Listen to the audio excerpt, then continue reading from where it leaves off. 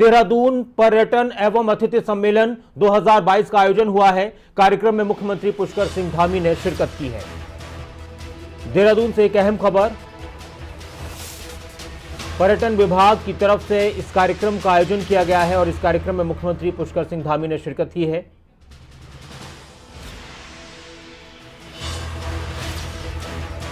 देहरादून में पर्यटन एवं आतिथ्य सम्मेलन 2022 का आयोजन।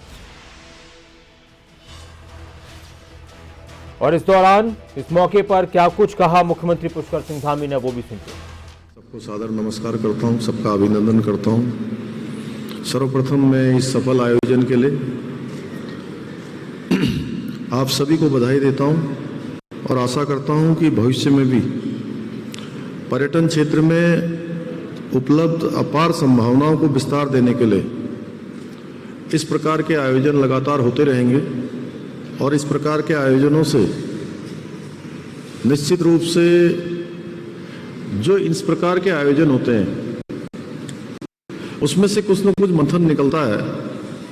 जो मंथन होता है वो चिंतन होता है, उसमें से कोई ना कोई रास्ता निकलता है जो कि हमारे आगे के लिए, आगे आने वाले समय के लिए कहीं ना कहीं एक रास्ते का काम करता है, एक पाथी का काम करता है।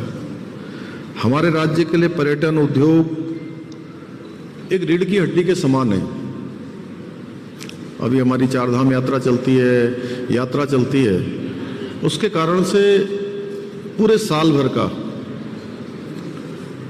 लोगों की आजीविका चलती है, लोगों का काम चलता है और प्रदेश की एक बड़ी जनसंख्या इस पर आश्रित है।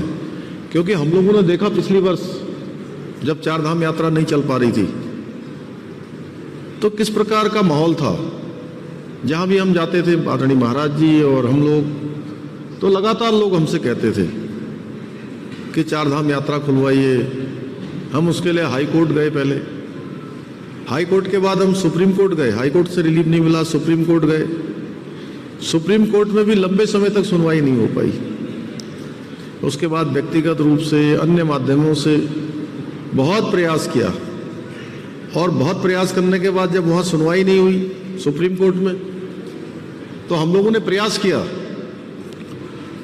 चूंकि अब महामारी के कारण से बंद हुआ था, कोरोना महामारी उस समय कुछ कम हो गई थी, फिर से हमने माननीय उच्च न्यायालय में फिर से आवेदन किया और आवेदन में हमने कहा कि अब महामारी कुछ कंट्रोल में है, इसलिए चारधाम यात्रा खोल दी जानी चाहिए। माननीय न्यायालय ने सुनवाई करी, यात्रा खोल दी। लेकिन यात्रा जब खोली तो इतने सारे उन्होंने उसमें नियम लगा दिए, इतनी सारी उसके रेस्ट्रिक्शन कर दिए कि 800 लोग, 500 लोग, 600 लोग। और उस समय हमारे लिए मुश्किल ये हो गई कि पूरे देश भर के जो श्रद्धालु यात्री आ रहे थे वो हजारों की संख्या में आ रहे थे। हमने फिर से माननीय न्यायालय से फिर से निवेदन किया कि इसकी ये लिमिट है, इस लिमिट को समाप्त कर दिया जाए। तो माननीय न्यायालय ने उस लिमिट समाप्त की और हमारी यात्रा चली, अच्छी यात्रा चली। इस बार भी हमारी चारधाम यात्रा अभी शुरू होने वाली है और इस बार की यात्रा सारे रिकॉर्ड तोड़ने वाली है। क्योंकि पिछले 2 सालों से ठीक प्रकार से यात्रा नहीं हो पाई है और होटलों की जो हम अभी बुकिंग देख रहे हैं, आप लोग होटल व्यवसाय से जुड़े हुए भी सब लोग होंगे, मुझे लगता है कि इस बार होटलों की बुकिंग काफी कुछ हो चुकी होगी। ऐसा ही है ना? कौन कौन है होटल वाले, जरा एक बार बता देंगे? जरा मुस्कुरा रहे हैं आप। काफी बुकिंग हो गई भाई साहब। तो मुझे लगता है कि इस बार सारे रिकॉर्ड टूटने वाले हैं। जब होटलों की बुकिंग होगी तो हमारे होटल, चाहे वो रहने के होटल होंगे, चाहे वो खाने के होटल होंगे, चाहे हमारे वो टैक्सी संचालक होंगे, पर्यटन से जुड़े हुए, परिवहन से जुड़े हुए, होटल व्यवसाय से जुड़े हुए, साहसिक पर्यटन हो, चाहे वो जिस प्रकार का भी पर्यटन हो, सारे पर्यटन इस बार सारे रिकॉर्ड तोड़ने वाले हैं। और